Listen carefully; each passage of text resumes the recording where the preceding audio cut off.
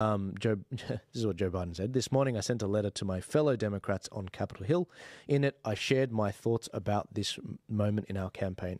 It's time we come together, move forward as a unified party, and defeat Donald Trump. This is so fascinating to me because Joe Biden simply will not give up the presidency. I think Jill is kind of making sure he won't give up.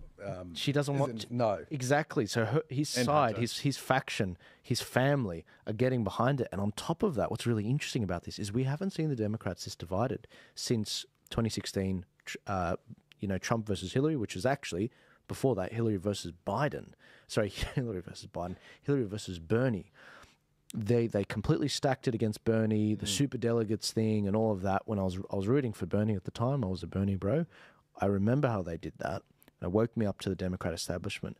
How are they going to get rid of a sitting president? This is actually how powerful the Constitution is and what they are passing. Yep. They can't just brush this guy away. Now, George Clooney, one of the biggest funders of Joe Biden, it was just announced today, has withdrawn his support and he's encouraging Joe very openly and privately to him, I guess, chiding him and saying, look, he did, op-ed. He did an op-ed. And, and literally a month ago, 1 month ago, he raised, I believe, 3 weeks, $27 million for him. Now, all of a sudden, he's not suitable. I don't want to be rude. Joe has been like this since the 2020 elections. Yes, it's a little worse, but not significantly. Yeah. And if he claims to be such a good friend, such a good supporter, knows him really well, how did you not see that first? If you really felt that, like you could see that happening, why did you just raise $27 million? It's because they don't care. It's got nothing to do with Joe as a suitable president. It's about winning. Once that debate happened and they realized they couldn't win, all that support dropped. And that's really all it is. They just want to win. They don't care so much who's at the top. I mean, obviously they do, like they need someone that will follow their agenda and they can control and do what they want. But if they get someone who's popular at the top, then they're happy. And like you said, it creates a really interesting situation. They can't get rid of him. And they have the added problem of Kamala Harris as the vice president. So if he drops dead, if he pulls out or whatever, she becomes the sitting president. And she's not going to want to go either. So that's going to create even more problems. And she's less popular than Joe is, and more mentally compromised. See, she is. Without the age, absolutely. What's so fascinating about this is we're so used to it being, oh, it was planned. Of course this was not planned. There is no, like, the level of foresight, they did not put a lot of foresight into this. And it shows because we're seeing them fight with each other. They're normally, collectivists, whereas it's the right that they're individualists. I think they suspected it, and I think that's why they pushed the debate so far forward before they've got the conference coming up in August, the caucus, in August. So I think they pushed it forward for this very reason because I think they were starting to become concerned. And I think they really put their foot in it with that. As you said, it's just caused so many problems. They've just become so splintered and divided. And I'm so curious. Like, I've never been huge on US politics. I mean, obviously, since I got involved, I keep an eye on it. I like to see what's going on. But now it's like reality TV. I can't turn away. It is. They've painted themselves literally into a corner now. And I mean, I think nobody knows what, even hourly, like even as we're sitting here now, 4 hours ago, there's nobody knows how it's actually going to play out. And I don't think even they do. And they changed their heart. Like 2 days ago, they were like, oh, let's get rid of him. And then they were like, some of them came back and said, no, well, actually, we're going to back him. And it's right now, even I think it was Nancy Pelosi came out this afternoon and said, you know, he has to pick his time, but he has to hurry up kind of thing. So they've, you know, he said he thought he had until the weekend, but they're like saying... They're running out of time because there's some states where he's going to miss the deadline to be on the ballot. And that's in August. Well, that's before the actual... Do we know the date of the caucus? So I think it's like the 9th or something, yeah. Okay, because I think... 19th, maybe. I think the party really needs him out if they want to get rid of him before that to have any chance of getting anyone suitable. Because I think if it happens after that, they're stuck with Kamala. But do you think, though, that if they got him out, do you think the public would go, it would be even...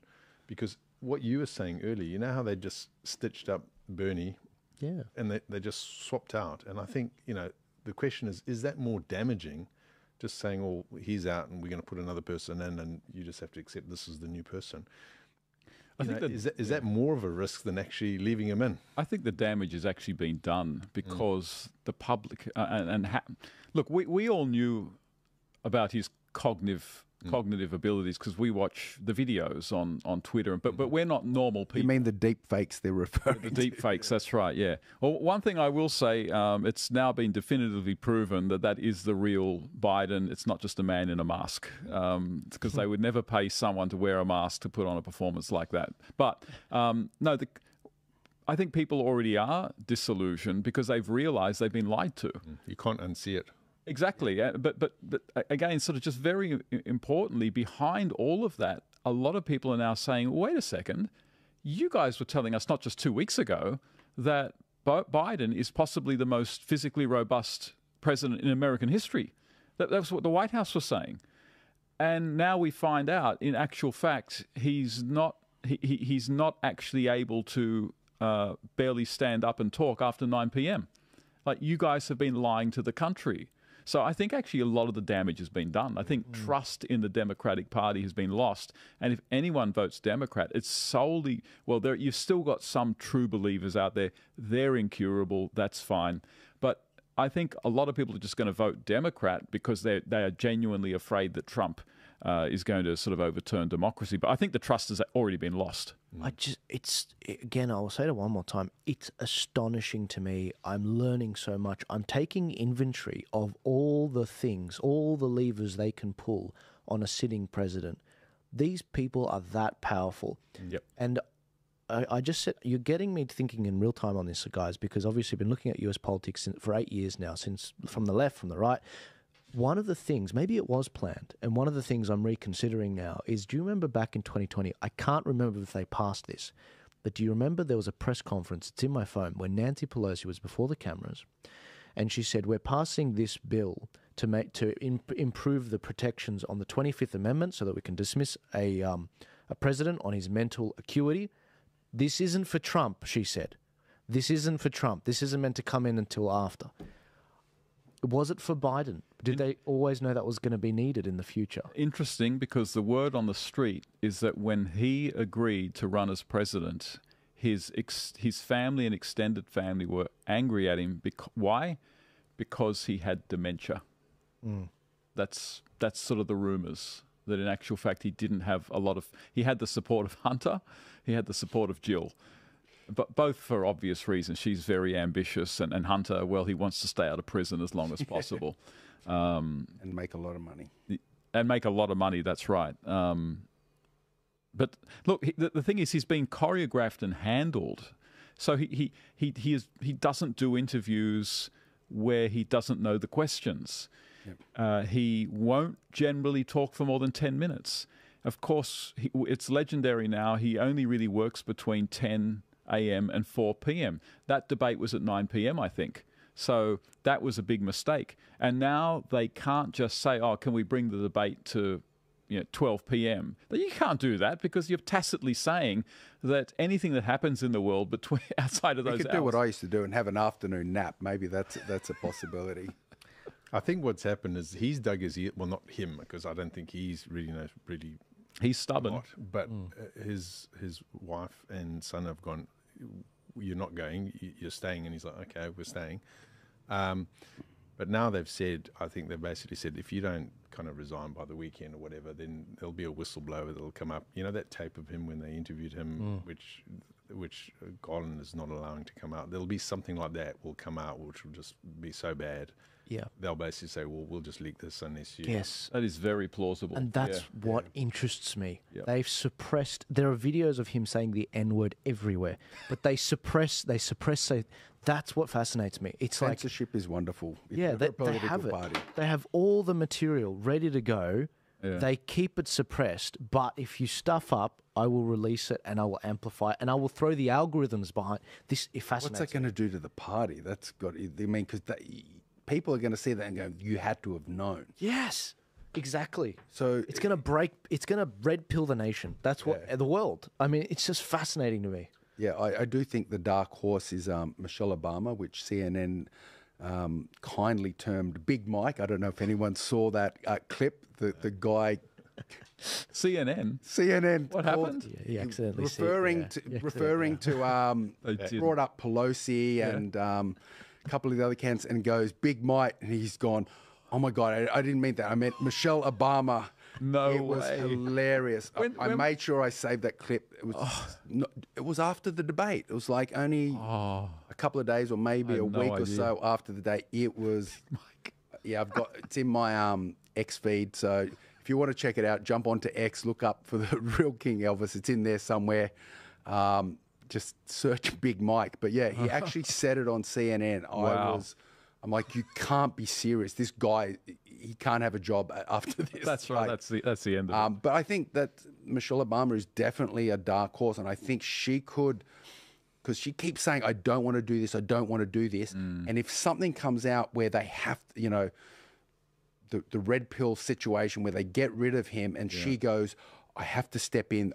I don't want to do this. I'm doing this for my country. A bit like what Trump said at the debate, which I think it could steal the thunder because he's done it now. Yeah. So if she does it, Trump will be able to say she's just copying me. Yeah. But I think that was one of the strongest points in the debate is when he said, I would rather be at home. I don't want to be here, but I have to be. And I think that was one of the strongest moments. And I think if the Trump campaign was smart, they would be clipping the hell out of that and putting it all over the internet, because when he said it, he seemed genuine. And I'm like, damn, you're not wrong. Like, he doesn't need to do this, but he is. Some people said that they're holding out because they don't want to give a lot of time for if Michelle Obama does it. Yes, scrutiny. There's a lot of scrutiny. There's quite a bit of stuff out there, and so they want to leave it to the last moment.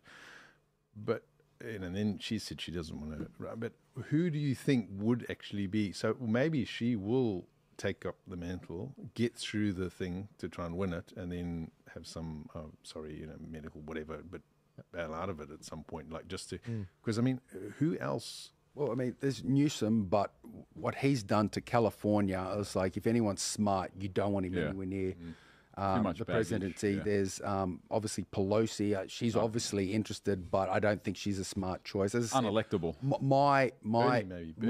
my choice is the dark horse, the Michelle Obama. I believe there are a couple of others in the wings that are interested, but I don't think they have the exposure or personality to at the last second step in and make a statement. So, like Joel said, this. I can't turn away. I want, particularly the next couple of weeks until the caucus. It's going to be riveting because something has to happen. If it happens after then, it's going to be even messier. And that's Because if it happens after that, it's Kamala. Yeah. But if it's Michelle, then we're going to see the Zucchini Files, just like the X-Files. So I couldn't help myself, guys. Sorry. But anyway, look, there's a whole bunch of dirt we're going to see come out in the next few weeks, months, and it's just going to accelerate from there. We didn't even get into the lawfare stuff. Well, that's right. I think that could be sort of plan B, really ramp up the lawfare, put him in prison. But that could actually raise his vote. It has. It already has. It's backfired astronomically. He's way more popular after his last conviction. He got the most amount of donations so far in his campaign. Like, if they haven't realized lawfare is not working and it's not going to work, they're morons. Assassination. Yeah, It's heading to seriously. That's where it's heading. The last thing. It's heading to assassination. Yeah. which brings up the VP side of things. So, but I guess maybe we leave this for another day. Yeah, that was But play whack-a-mole. None of us would be remotely surprised if we woke up tomorrow morning and he'd been assassinated. That wouldn't be remotely surprising.